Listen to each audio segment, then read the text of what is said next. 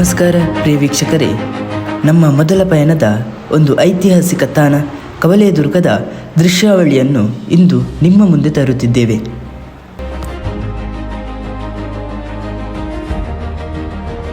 ಕವಲೇದುರ್ಗಕ್ಕೆ ಸಾಗುವ ಮುನ್ನವೇ ಬೆಟ್ಟದ ಅಡಿಯಲ್ಲಿ ಹರಡಿಕೊಂಡಿರುವ ಬೃಹತ್ ಕೆರೆಯೊಂದು ನಮ್ಮ ಕಣ್ಣಿಗೆ ಕಾಣಸಿಗುತ್ತದೆ.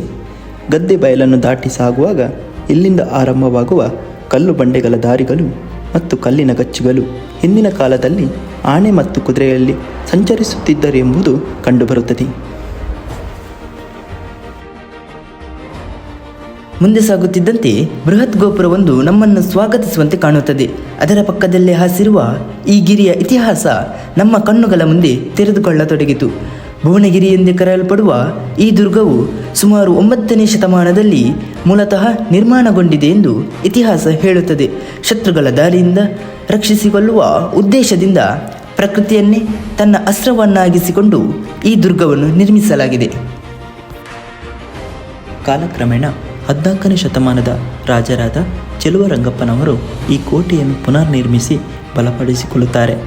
ಈ ಕೋಟೆಯ ಬಲಿಷ್ಠ ಗೋಡೆಗಳು ಮತ್ತು ಭದ್ರತಾ ಪ್ರವೇಶ ದ್ವಾರಗಳು ಹಾಗೂ ಸಂಗ್ರಹಣಾ ವ್ಯವಸ್ಥೆಗಳ ಮೂಲಕ ಕವಲೇದುರ್ಗವು ಶಕ್ತಿಶಾಲಿ ರಕ್ಷಣಾ ಕೇಂದ್ರವಾಗಿ ರೂಪುಗೊಂಡಿರುತ್ತದೆ.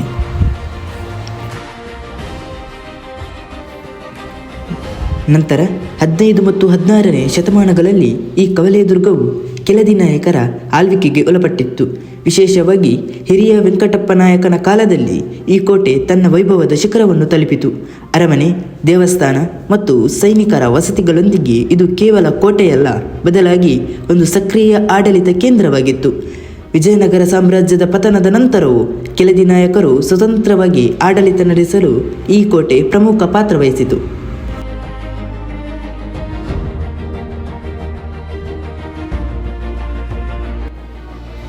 ಇತಿಹಾಸದ ಮಹತ್ವದ ಘಟನೆಯನ್ನು ತಿಳಿಸುವುದಾದರೆ 1689ರಲ್ಲಿ ಛತ್ರಪತಿ ಶಿವಾಜಿಯ ನಂತರ ಮರಾಠ ಸಾಮ್ರಾಜ್ಯದ ನಾಯಕನಾಗಿದ್ದ ರಾಜಾರಾಮನು ಮೊಘಲ್ ದಾಳಿಯಿಂದ ತಪ್ಪಿಸಿಕೊಳ್ಳಲು ಎಲ್ಲಿಯೂ ಆಶ್ರಯ ಸಿಗದ ಸಂದರ್ಭದಲ್ಲಿ ಕವಲೇದುರ್ಗದಲ್ಲಿ ಕೆಲವು ಕಾಲ ಆಶ್ರಯ ಪಡೆದಿರುತ್ತಾನೆ ಎಂಬುದು ಉಲ್ಲೇಖವಿದೆ.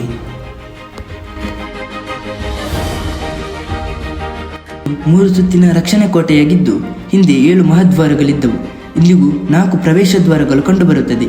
ವಿಶೇಷ ದಿನಗಳು ಮತ್ತು ರಾಜಕೀಯ ಸಂದರ್ಭಗಳಲ್ಲಿ ಮಹಾದ್ವಾರಗಳನ್ನು ಬಳಸಲಾಗುತ್ತಿತ್ತು. ಸಾಮಾನ್ಯ ದಿನಗಳಲ್ಲಿ ಜನರು ಕಿರುಬಾಗಿಲಿನ ಮೂಲಕ ಪರಿಶೀಲನೆಗೊಳಗಾಗಿ ಒಳಗೆ ಪ್ರವೇಶ ನೀಡಬೇಕಾಗಿತ್ತು.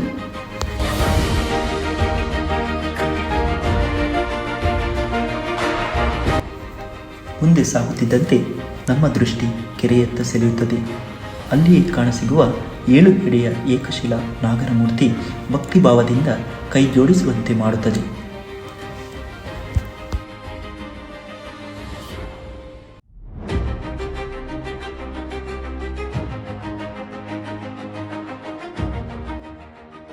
ಮುಂದೆ ಸಾಗಿದಂತೆ ನಮಗೆ ಕಾಣಸಿಗುವ ವಿಶ್ವೇಶ್ವರ ದೇವಾಲಯವು ಕಾಶಿಯ ಅಮೃತಶಿಲೆಯಿಂದ ನಿರ್ಮಿಸಲ್ಪಟ್ಟಿದೆ ಎನ್ನಲಾಗುತ್ತದೆ. ಕೋಟೆ ನಿರ್ಮಾಣದ ಸಂದರ್ಭದಲ್ಲಿ ನಾಗಸರ್ಪಗಳ ಹಾವಳಿ ಹೆಚ್ಚಿದಂತಹ ಕಾರಣ ರಕ್ಷಣಾರ್ಥಕವಾಗಿ ಎಲ್ಲೆಡೆ ನಾಗನ ಮೂರ್ತಿಗಳನ್ನು ಕೆತ್ತಲಾಗಿದೆ ಎಂಬ ನಂಬಿಕೆ ಕೂಡ ಇದೆ. ಸುತ್ತಲಿರುವ ಶಿಲ್ಪಕಲೆ ಮತ್ತು ಕೆತ್ತನೆಗಳು ಅಂದಿನ ವಾಸ್ತುಶಿಲ್ಪದ ನೈಪುಣ್ಯತೆಯನ್ನು ಸ್ಪಷ್ಟವಾಗಿ ತೋರಿಸುತ್ತದೆ. ದೇವಸ್ಥಾನದ ಮುಂಭಾಗದಲ್ಲಿರುವ 2 ಮಹಾಕಂಬಗಳು ವಿಶೇಷ ಗಮನ ಸೆಳೆಯುತ್ತದೆ. ಕಾಶಿ ವಿಶ್ವನಾಥ ದೇವಸ್ಥಾನವನ್ನು ಬಿಟ್ಟರೆ ಈ ಕಂಬಗಳು ಇಲ್ಲಿಯೇ ಕಾಣಸಿಗುವುದು.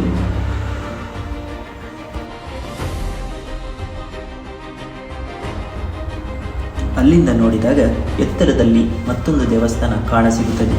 ಅತ್ತ ಕಡೆ ನಮ್ಮೆಲ್ಲರ ಗಮನ ಸೆಳೆಯುತ್ತದೆ. ಕಲ್ಲಿನ ಮೆಟ್ಟಿಲುಗಳನ್ನು ಏರುವಾಗ ದೇಹಕ್ಕೆ ಸುಸ್ತಾದರೂ ಮೇಲೇರಿ ನಿಂತಾಗ ಭುವನಗಿರಿಯ ದೃಶ್ಯ ನಮ್ಮ ಕಷ್ಟವನ್ನೇ ಮರೆಸುತ್ತದೆ. ಮೇಲ್ಭಾಗದಲ್ಲಿರುವ ಕೊಲವನ್ನು ನೋಡಿದಾಗ ರಾಣಿ ಚೆನ್ನಮ್ಮಾಜಿ ಈ ಕೊಲದ ನೀರಿನಲ್ಲಿ ಮುಖ ಸೌಂದರ್ಯವನ್ನು ವೀಕ್ಷಿಸುತ್ತಿದ್ದರು ಎಂಬ ಐತಿಹಾಸಿಕ ಉಲ್ಲೇಖವು ನೆನಪಿಗೆ ಬರುತ್ತದೆ. ಅಲ್ಲಿಯೇ ಇರುವ ಲಕ್ಷ್ಮೀ ವಿಶ್ವೇಶ್ವರ ದೇವಸ್ಥಾನಕ್ಕೆ ಭೇಟಿ ನೀಡಿದಾಗ ಭಕ್ತಿಭಾವ ಮೂಡುತ್ತದೆ. ಇಲ್ಲಿನ ಶಿಲ್ಪಕಲೆ ನೋಡಿದರೆ ಪ್ರಸಿದ್ಧ ಶಿಲ್ಪಿಗಳು ಇಲ್ಲಿ ಕಾರ್ಯನಿರ್ವಹಿಸಿದ್ದು ಸ್ಪಷ್ಟವಾಗುತ್ತದೆ. ತದನಂತರ ಅರಮನೆಯತ್ತ ನಮ್ಮ ಚಿತ್ತ. ಅರಮನೆಯೊಳಗೆ ಪ್ರವೇಶಿಸುವಾಗ ಅರಮನೆಯತ್ತ ಮುಖ ಮಾಡಿ ಕುಳಿತಿರುವ ನಂದಿ ನಮಗೆ ಕಾಣಸಿಗುತ್ತದೆ. ಮಹದ್ವಾರವನ್ನು ದಾಟಿ ಒಳಗೆ ಪ್ರವೇಶಿಸುವಾಗ ಆನೆ ಮತ್ತು ಕುದುರೆಗಳಿಗೆ ನೀರು ಒದಗಿಸುವ ವ್ಯವಸ್ಥೆ ಇದ್ದುದು ಕಂಡುಬರುತ್ತದೆ. ಗಾಳಿ, ಮಳೆ ಹಾಗೂ ಶತ್ರುಗಳ ದಾಳಿಯಿಂದ ಗಾಯಗೊಂಡಂತೆ ಕಾಣುವ ಅರಮನೆಗೆ ಒಂದು ಕಾಲದಲ್ಲಿ ಸರ್ಕಾರದಿಂದ ದುರಸ್ತಿ ಕಾರ್ಯ ನಡೆದಿದ್ದರೂ ಪ್ರವಾಸಿಗರ ನಿರ್ಲಕ್ಷ್ಯದಿಂದ ಮತ್ತೆ ಹಾನಿಗೊಳಗಾಗಿದೆ.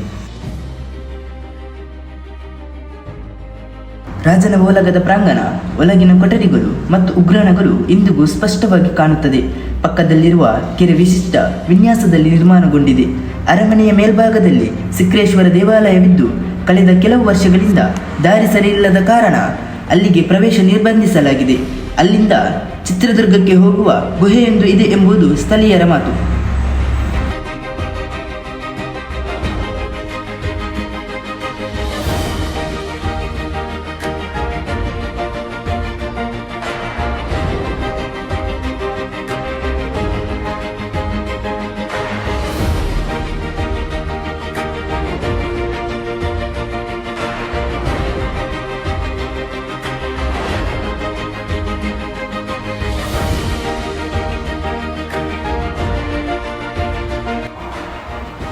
ಕೋಟೆಯಿಂದ ಹೊರಬಂದ ನಂತರ ನಾವು ಮಠದ ಕಡೆ ಸಾಗುತ್ತೇವೆ.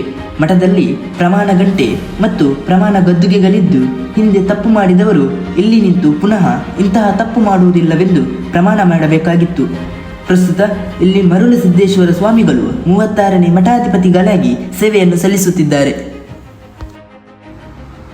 ಮಠದ ಒಡೆತನದಲ್ಲಿದ್ದ ಹಲವಾರು ಉಪಮಠಗಳು ಇಂದಿಗೂ ಮುಚ್ಚಲ್ಪಟ್ಟಿವೆ. ಅಲ್ಲಿಂದ ಪಕ್ಕದಲ್ಲಿರುವ ಕಲ್ಯಾಣ ಮಂಟಪದತ್ತ ನಮ್ಮ ಗಮನ ಸೆಳೆಯುತ್ತದೆ. ಹಿಂದೆ ಎಲ್ಲ ಮದುವೆಗಳು ಇದೇ ಮಂಟಪದಲ್ಲಿ ನಡೆಯುತ್ತಿದ್ದು ಇಂದು ಆ ಮಂಟಪಗಳು ಮಾತ್ರ ಉಳಿದು ಇತರ ಅವಶೇಷಗಳು ಕಾಲದ ಹೊಡೆತಕ್ಕೆ ಸಿಲುಕಿವೆ. ದೂರದಲ್ಲಿ ತಮ್ಮಣ್ಣಾಯಕರ ಕೆರೆ ಕಾಣಸಿಗುತ್ತದೆ. ಅದೇ ಮಾರ್ಗದಲ್ಲಿ ಮುಂದೆ ಸಾಗಿದರೆ ಮಾರಿಕಾಂಬ ದೇವಿಯ ದೇವಸ್ಥಾನ ಕಾಣುತ್ತದೆ. ಭುವನ ದೇವಿಯ ಹೆಸರಿನಿಂದಲೇ ಈ ಪ್ರದೇಶಕ್ಕೆ ಭುವನಗಿರಿ ಎಂದು ಕರೆಯಲಾಗುತ್ತದೆ. ಸುತ್ತಲೂ ಕಾವಲು ಕಾಯುತ್ತಿದ್ದ ಸೈನಿಕರ ಕಾರಣದಿಂದಲೇ ಈ ದುರ್ಗಕ್ಕೆ ಕಾವಲೆ ದುರ್ಗ ಎಂಬ ಹೆಸರು ಬಂದಿರಬಹುದು ಎಂಬ ವಾದವೂ ಇದೆ. ಇಲ್ಲಿಯೇ ಒಂದು ಆಂಜನೇಯ ಸ್ವಾಮಿ ದೇವಸ್ಥಾನವಿದ್ದು ವಿಶೇಷವಾಗಿ ಈ ದೇವಸ್ಥಾನಕ್ಕೆ ಪ್ರತಿನಿತ್ಯ ಪೂಜೆ ನಡೆಯುತ್ತದೆ. ಅದರ ಪಕ್ಕದಲ್ಲಿ ಒಂದು ಚಿಮಿನಿ ಬಾವಿಯೂ ಇದೆ. ಇಷ್ಟೆಲ್ಲ ಪ್ರಕೃತಿ ಸೌಂದರ್ಯ ಹೊಂದಿರುವ ಈ ಭುವನಗಿರಿ, ಈ ಕವಲೆದುರ್ಗ ಪ್ರತಿಯೊಬ್ಬ ಪ್ರವಾಸಿಗನ ಮನಸ್ಸಿನಲ್ಲಿ ನೆಲೆಯೂರುವ ಭವ್ಯತಾಣ. ನೀವು ಕೂಡ ಒಮ್ಮೆ ಈ ಐತಿಹಾಸಿಕ ದುರ್ಗಕ್ಕೆ ಬನ್ನಿ. ಇಲ್ಲಿನ ಸ್ವರ್ಗ ಸಮಾನದ ವಾತಾವರಣವನ್ನು ಅನುಭವಿಸಿ.